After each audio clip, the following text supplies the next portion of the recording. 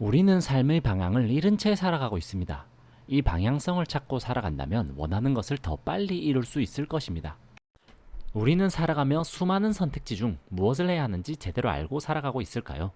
어떤 사건이 일어나지 않는다면 우리 삶은 트랙을 따라가듯 평범하게 흘러갈 것입니다.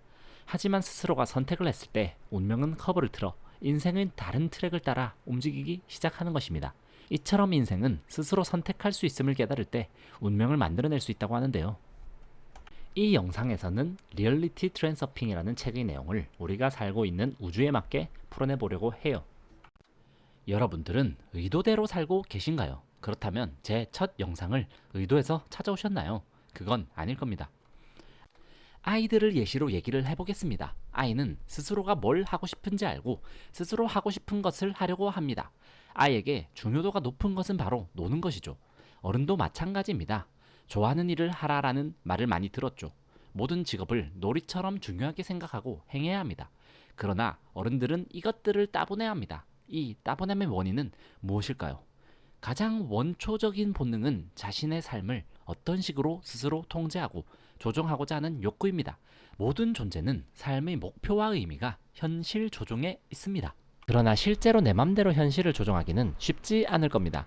세상을 놓아주지 않는 사람은 자석의 N극과 S극처럼 모든 부정적인 것들을 자기에게로 끌어당기고 있는데요. 이런 개개인의 내부에서 오는 스트레스와 외부에서 오는 스트레스가 결합해 만들어낸 집단 무의식, 그것을 펜듈럼이라고 이 책에서는 얘기합니다.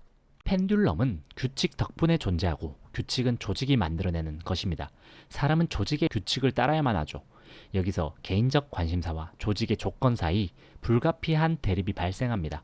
시스템을 위해 구슬땀을 흘리며 일하다 보면 고개를 들어 좌우를 둘러봐도 본인이 무엇을 하고 있는지 깨달을 수가 없는 상태가 됩니다. 이 상태가 지속되면 자신의 영혼의 목소리에 귀를 기울이지 못하게 되고 이제 자기가 뭘 하고 싶은지 알 수가 없게 된다는 겁니다. 이 말은 조직에 속한 이후 한 번도 자신만의 길을 찾지 않았다면 평생 동안 그저 조직체를 위해 일할 것이라는 뜻입니다. 사람들은 자기만의 변명으로 현실을 합리화하려고 할 것입니다. 그런 사람들을 책에서는 좀비로 표현하는데요. 좀비와 대치하지 말고 그들은 그들대로 존재하도록 놓아둬야 할 것입니다. 그럼에서 오는 죄책감에서 벗어나야 하고 그러기 위해 자신의 삶에 어떠한 변명을 하지 말고 자기 해명도 하지 말아야 할 것입니다. 그리고 자기 중요성을 내보이려고도 하지 마셔야 합니다. 그럼 온전히 자기 스스로에게 의지할 수 있을 거예요. 사람들은 자유에 대해 잘 모르고 있어요. 그 자유의지는 조직에 의해 이미 환경 설정되어 있기 때문이죠. 사람은 이미 정해진 자기 의지에 따라 강요된 게임을 하고 있는 거예요. 그리고 조직의 이익에 부합하는 것만을 원할 수 있습니다. 의지의 노예화가 되어가고 있는 것이죠. 이 펜듈럼이라는 것은 부정적 에너지가 더 커지도록 꼬드긴다고 합니다. 이 부정적 에너지 소용돌이에 휘말리게 되면 악몽을 꾸는 듯 하루하루를 살아가고 이것을 알아차리지 않으면 계속 부정적인 생각에 잠기게 됩니다. 부정의 소용돌이에서 벗어나기 위해선 무엇을 해야 하고 왜 해야 하는지 명확히 알고 있어야 합니다.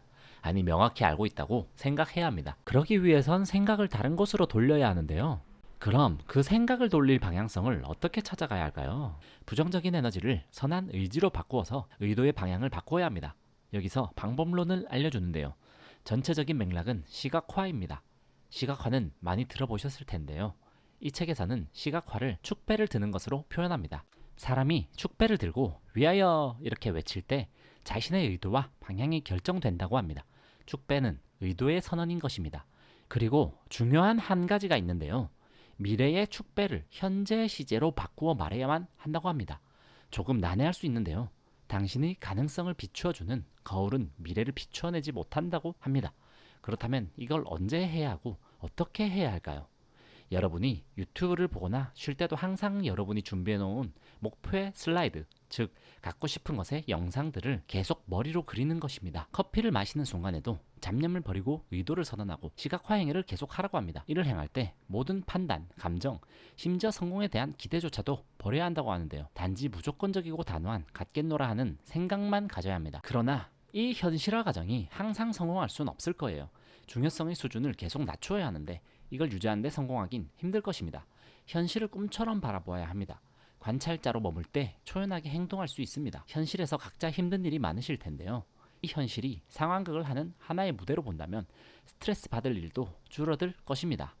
외부 세계에 대한 느낌을 어떻게 만들어내느냐에 따라 그 세계가 그대로 반영되어 나타날 것입니다. 이것은 삶을 긍정적으로 바라보라는 정신승리가 아니라 자신의 현실을 만들어내는 구체적인 작업 방식입니다. 이 순간에서 무슨 일이 일어나든 자신의 태도를 스스로 선택할 것을 생활 규칙으로 삼아보시길 바라겠습니다. 태도를 바꾸면 현실이 되고 가능성의 거울은 그런 상상을 현실로 실현시켜 줄 것입니다. 어떤 상황이냐에 상관없이 어떤 경우든 우리는 어떻게 산다 하는 각자의 생각이 현실 속에서 확증되는 것입니다. 정확하게 말하자면 우리는 우리 존재에 대해 생각하는 바를 그대로 사는 것입니다. 스스로 원하는 모습을 상상하고 매일 날마다 더욱 나아진다는 긍정적 변화의 증거를 찾아내고 발견하게 될 것입니다. 이 방법을 규칙적으로 실천하면 곧 놀라운 일들이 꼬리를 물고 일어날 것입니다.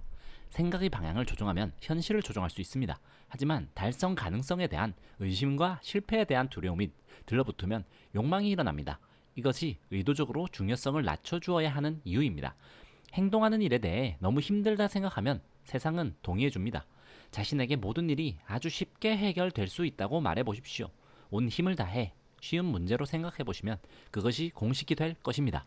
저도 이 리얼리티 트랜서핑에서 얘기하는 제가 상상했던 것을 그대로 이루고 살아왔는데요. 저는 지금껏 단기적으로 제가 원하는 것들을 써두고 보이는 곳에 붙이고 살았습니다. 그로써 성공했던 것은 제가 목표했던 추가 수입들을 다 이루어 왔던 것인데요. 또 장기적인 목표를 이루기 위해 유튜브가 필요해 시작하게 되었습니다. 그리고 시각화를 잘못했던 것은 부동산 투자에는 실패했다고 할 수 있는데요. 경험 삼아 한다고 생각하고 성공한 모습을 그리고 시작하지는 않았기에 결과가 그리 좋지는 않았습니다. 여러분들도 원하는 미래, 정확한 시간과 그 과정들을 동영상으로 시각화해보며 삶의 방향을 더욱 주도적으로 잡아보시길 권해드리면서 영상 마치겠습니다. 감사합니다. 영상이 유익하셨다면 구독과 좋아요 부탁드립니다.